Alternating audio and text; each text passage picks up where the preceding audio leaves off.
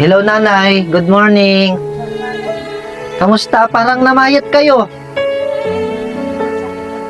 May sakit ka. Kamusta naman kayo dito? Ay, okay lang naman. Kaya lang, ako nagkasakit. Nagpositive ako sa TV. Nag-positive kayo sa TV. Ikaw, Ate Carmen, kamusta naman ang pag-aaral mo? Isang linggo po akong hindi nakapasok. Bakit? Dahil po sa sakit ko sa tiyan. May ulcer ka. Opo. Kamusta naman ang inyong pagkain dito sa araw-araw? Medyo kapos na. Kinakapos na kayo.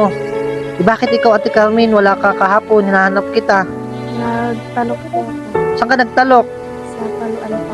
Ang layo no, sa kabilang bayan pa. Bakit ka nagtatalok? May sakit ka. Para po may panghanda po kami sa Pasko kahit 1 kilong pansit lang po.